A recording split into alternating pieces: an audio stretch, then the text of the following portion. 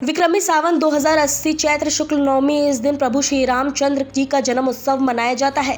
दिल्ली के हनुमान मंदिर से पंडित ब्रजेश मिश्रा जी का कहना है कि इस दिन प्रभु श्री रामचंद्र जी का जन्म उत्सव बड़ी धूमधाम से हर्षोल्लास के साथ मनाया जाता है और इससे माँ काली की नव देवियों की पूजा होती है। इस दिन घरों में सभी माता रानी का प्रसाद बनाते हैं और कन्या पूजन करते हैं। कन्या पूजन के बाद भोजन ग्रहण करते हैं। कहा जाता है इस दिन प्रभु श्री रामचंद्र जी धरती पर अवतरित हुए थे। देखिए, ऑलरेडी क्या मैं आपको कहना चाहता हूँ, समस्त देशवासियों को, समस्त भारतवासियों को 9 दिन का नवरात्र समापन की ओर जा रहा है।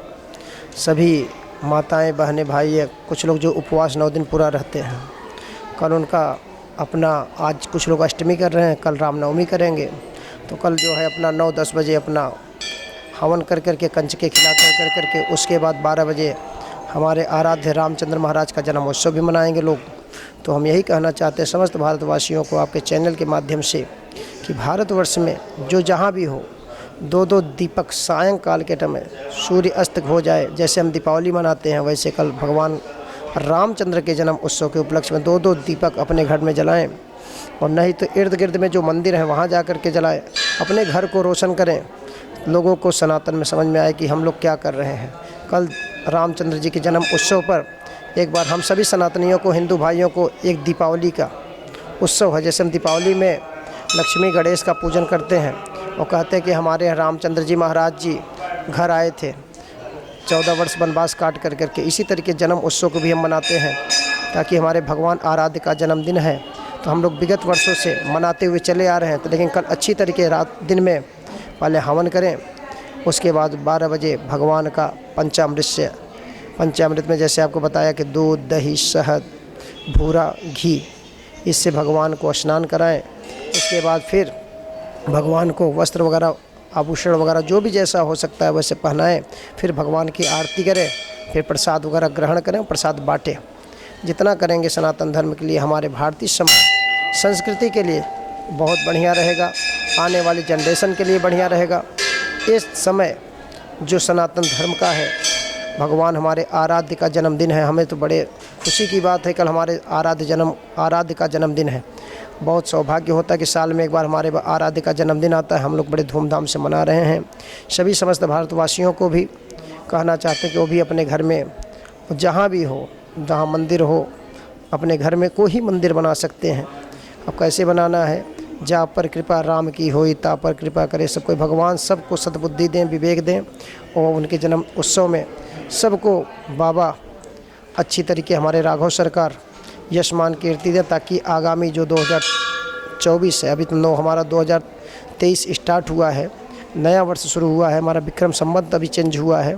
तो इसके लिए आगामी जो 2024 में जो हमारा नया साल आए, 1 साल तक का जो हमारा टाइम हो, बाबा आराध्य हमारे रामचंद्र जी महाराज सबको सुख शांति समृद्धि के साथ हमारा जीवन यापन गूंजे, और समस्त क्षेत्रवासियों को, समस्त देशवासियों को के लिए जीवन यापन और स्वास्थ्य रहे, यशमान कीर्ति सदा उनके जीवन में बना रहे। जय श्री राम, जय हनुमान जी। ठीक है, आता प्रथमम शैलपुत्री च द्वितीयम ब्रह्मचारिणी। जैसे माँ का 9 रूप है, तो कल माताएं, बहनें सभी जो होते हैं उपवास रहते हैं 9 दिन तक। तो फिर उसमें क्या करते हैं, माता रानी का 9वां रूप में उनका पूजन करते हैं, कंचके बैठा के खिलाते हैं। उसके बाद फिर लास्ट में 10वें दिन स्वयं पारण करते हैं, अपना अन्न ग्रहण करते हैं। 9 दिन छोटी मोटी बात नहीं होता। 9-10 दिन तक बिना अन्न ग्रहण किए हुए इंसान माँ के आराध्य में अपना समय बिताता है। माता उनको शक्ति देती है। इतना ही नहीं, मैं आपको यशस्वी प्रधानमंत्री आप भारतवर्ष के नरेंद्र मोदी जी जैसे स्वयं आपने देखे हैं, आपके चैनल माध्यम से भी आपको बताना चाहता हूँ कि कुछ खाते पीते नहीं हैं। उसी तरीके हमारी कुछ माताएं, बहनें सनातन में है, चल रहा है। सब माता की अपार कृपा है। माता जैसे रखती हैं वैसे लोग रहते हैं, और उनकी कृपा से सब अपना पूजन करते हैं। आज अष्टमी का पूजन है, कल नवमी का पूजन है। कुछ अपनी सिद्धि के लिए जो होता है, सिद्धदात्री, तो माँ सिद्धि के लिए होता। कोई भी अपनी मनोकामना से जो सिद्धदात्री का पूजा करता है, तो वो माँ उनकी मनोकामना सिद्ध करती हैं। जय श्री राम, जय हनुमान जी। श्री राम, जय श्री राम। आपके चैनल को एवं हमारे भारत देश के सभी नागरिकों को हमारी तरफ से रामनवमी की हार्दिक शुभकामनाएं एवं जन्मोत्सव की बहुत बहुत ढेर सारी शुभकामनाएं। जैसा कि हम जानते हैं, प्राचीन ग्रंथों में एवं रामायण में, रामचरितमानस में, सभी ग्रंथों में वर्णन होता है, भगवान परब्रह्म परमात्मा रूप में व्याप्त ईश्वर जो हैं श्री रामचंद्र भगवान, पुत्र कामेष्टि यज्ञ श्री महर्षि पुत्र कामेष्टि यज्ञ जो हुआ उसमें महत्व योगदान रहा महर्षि वशिष्ठ जी का, परंतु जो श्रृंगी ऋषि जी थे उनके द्वारा पुत्र कामेष्टि यज्ञ संपन्न हुआ, जो कि वे वेदज्ञ थे। अथर्ववेद के द्वारा पुत्र कामेष्टि यज्ञ संपन्न होने को उपरांत में जो चरु हविष्य निकाला गया, उनसे श्री रामचंद्र भगवान, लक्ष्मण भगवान, भरत, शत्रुघ्न जी, जो कि शंख चक्र गदा पद्म रूप में व्याप्त होकर के चारों भाई इस धरा पर आ करके धरा का उद्धार किए। एवं हम सभी का बड़े सौभाग्य की ये बात है कि पराशक्ति रूप में परब्रह्म परमात्मा इस धरती पर आए। इससे बड़ा सौभाग्य इस भारत देश का कुछ और नहीं हो सकता। इस भारत देश में हम यह कहना चाहते हैं कि सनातन जो है सदैव से चल रहा है, चलता रहेगा और चला था, यही को सनातन कहते हैं। धर्म एको ही निश्चलहा, जो धर्म है वो निश्चल चलता रहता है, इसलिए धर्म ही एक है। चला लक्ष्मी चला प्राणा, चला चले च जीवने, चला चले च संसारे, धर्म एको ही निश्चलहा। धर्म एक ऐसा है जो निश्चल रूप से चलता रहता है, उसको कोई अपने से बनाता नहीं है। सनातन उसी को कहा जाता है जो चल रहा है, जो चलेगा, जो चला था। इसलिए श्री रामचंद्र प्रभु जो हैं वो सदैव भारत नहीं, ऐसा उनका भाव था। अयम निजः परो वेति गणना लघुचेतसाम उदार चरिता नाम तो वसुधैव कुटुम्बकम। महर्षि, ब्रह्मर्षि, अनेकों अनेक ऋषि मुनि, साधु संत कभी भी भारत देश अथवा अपने परिवार को अपना घर न समझ करके उन्होंने सदैव वसुधा एव कुटुम्बकम, समस्त पृथ्वी को अपना परिवार माना। वेदों में वर्णन आता है यत्र विश्वम भवत्येक नीडम यत्र विश्वम भवत्येक रूपम। अथर्ववेद पिपलाद शाखा में वर्णन है यत्र विश्वम भवत्येक नीडम, जो कि अथर्ववेद की प्रथम शाखा पिपलाद है। अथर्ववेद की चतुर्थ शाखा जो कि शौनक ऋषि के द्वारा उद्धृत हुई है, उसमें दिया यत्र विश्वम भवत्येक रूपम। यह पूरा विश्व एक रूप में व्याप्त है, जिसमें राम है और जो रम रहे हैं वही राम है। अहम ब्रह्मास्मि, ये जो भाव है ये श्री रामचंद्र भगवान द्वारा ये भाव जो विकृत होता है, शंकराचार्य ने स्वयं आकर के ये कहा, अहम ब्रह्मास्मि तत्त्वमसि प्रज्ञानम ब्रह्म अयम आत्मा ब्रह्म।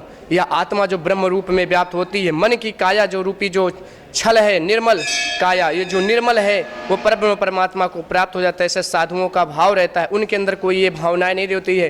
वो मोह अहंकार को त्याग करके सदैव भगवान का पूजन ध्यान अर्चन करते रहते हैं। हम तो सभी सनातनियों, सभी देशवासियों से अपितु क्या पूरे विश्व ब्रह्मांड नायक जो परम परमात्मा श्री रामचंद्र भगवान हैं, जिनके इष्ट श्री महादेव भगवान हैं, महादेव के प्रभु के आराध्य श्री रामचंद्र भगवान हैं, उनके दर्शन करने के लिए वो साक्षात अयोध्या में एक ज्योतिषी के रूप में आए थे। ये हम सभी के बड़े गौरव की बात है। महाकाल जी के दर्शन ऐसे सुलभ नहीं होते हैं।